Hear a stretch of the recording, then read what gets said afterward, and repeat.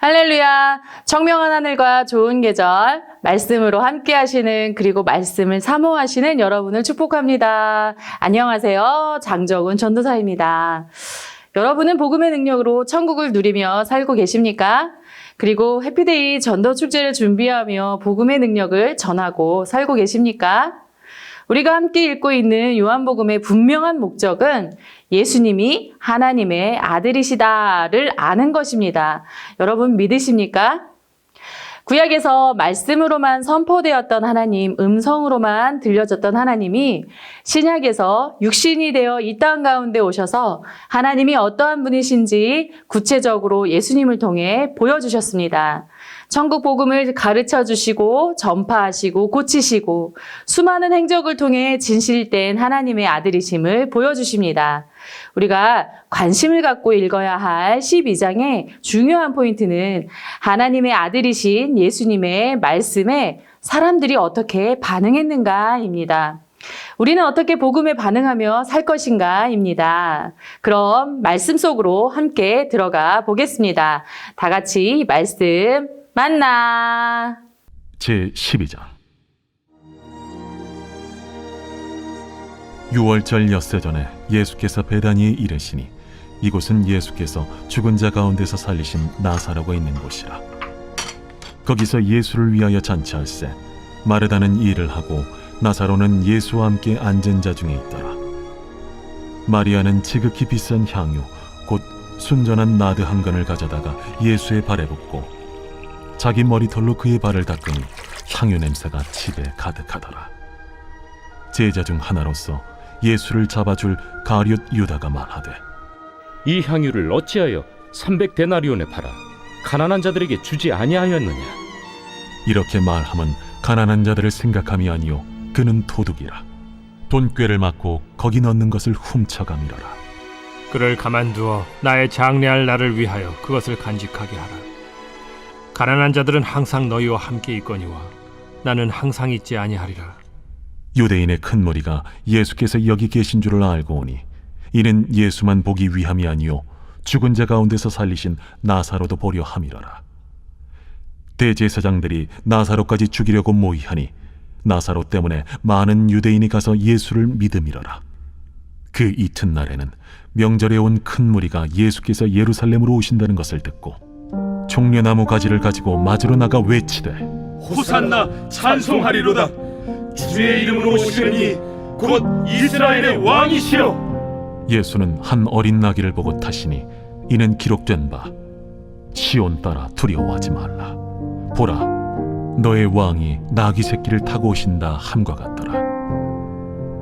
제자들은 처음에 이 일을 깨닫지 못하였다가 예수께서 영광을 얻으신 후에야 이것이 예수께 대하여 기록된 것임과 사람들이 예수께 이같이 한 것임이 생각났더라. 나사로를 무덤에서 불러내어 죽은 자 가운데서 살리실 때에 함께 있던 무리가 증언한지라.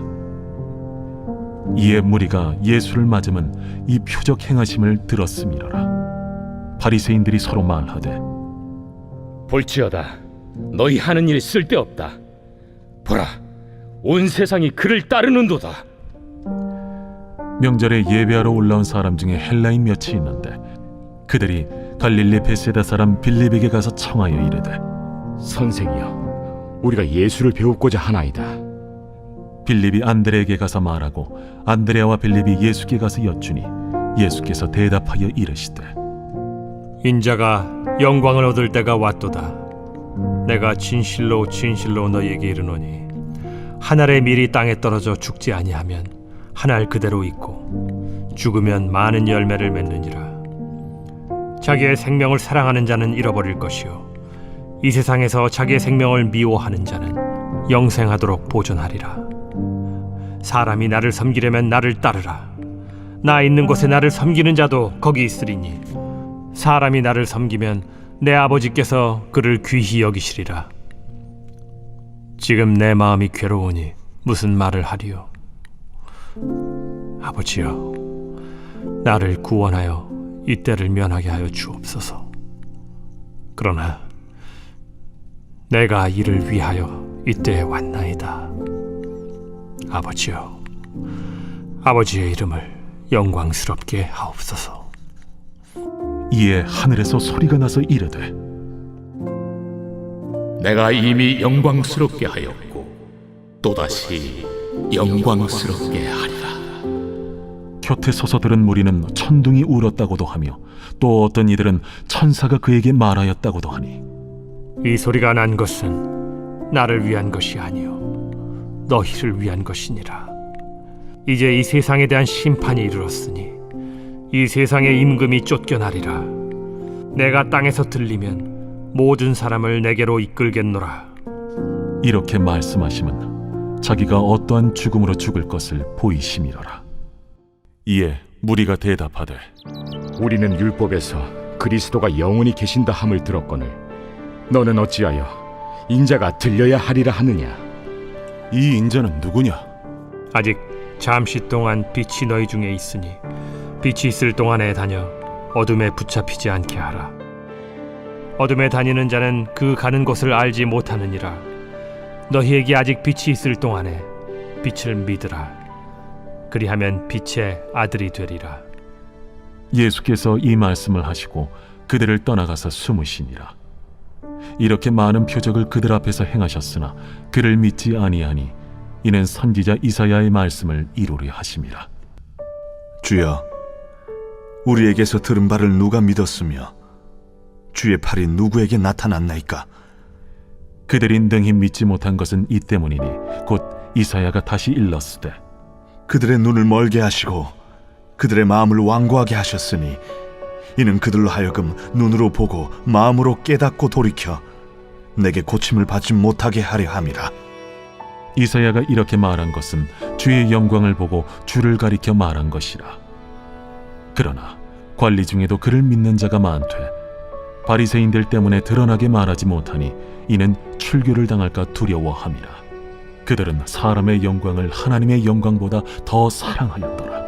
예수께서 외쳐 이르시되 나를 믿는 자는 나를 믿는 것이 아니요 나를 보내신 이를 믿는 것이며 나를 보는 자는 나를 보내신 이를 보는 것이니라. 나는 빛으로 세상에 왔나니 무릇 나를 믿는 자로 어둠에 거하지 않게 하려 함이로라.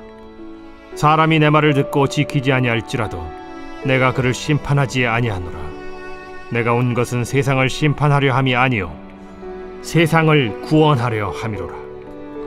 나를 저버리고 내 말을 받지 아니하는 자를 심판할 이가 있으니 곧 내가 한 그 말이 마지막 날에 그를 심판하리라. 내가 내 자의로 말한 것이 아니요 나를 보내신 아버지께서 내가 말할 것과 이룰 것을 친히 명령하여 주셨으니 나는 그의 명령이 영생인 줄 아노라. 그러므로 내가 이르는 것은 내 아버지께서 내게 말씀하신 그대로니라. 아멘. 예수님이 이 땅에 오신 것은 자신을 드러내고 세상의 왕이 되기 위해서가 아닙니다.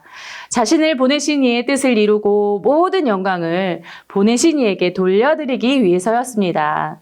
이를 위해 무엇보다 자기 뜻대로 하지 않으시고 온전히 보내신 이의 뜻대로 행하셨다고 말씀합니다. 그래서 예수님을 믿고 보는 이들은 하나님을 믿고 보는 것과 같다고 하셨습니다. 예수님을 이 땅 가운데 보내신 하나님의 뜻은 세상을 심판하시고자 함이 아닙니다. 세상을 구원하려 함입니다. 심판이 아닌 구원에 우리의 마음을 두어야 할 것입니다. 본문은 하나님의 명령에 영생이 있다고 말합니다. 하나님의 모든 사명은 사람들에게 생명을 주는 데 있습니다. 사람들이 심판받는 것은 예수님을 믿지 않아 이후에 심판을 받게 되는 것이 아니라 믿지 않음으로 이미 심판 가운데 있다는 것입니다. 죄가 이 땅에 들어오면서 모든 사람은 사단의 저주와 사망의 권세 아래에 있게 됐기 때문입니다.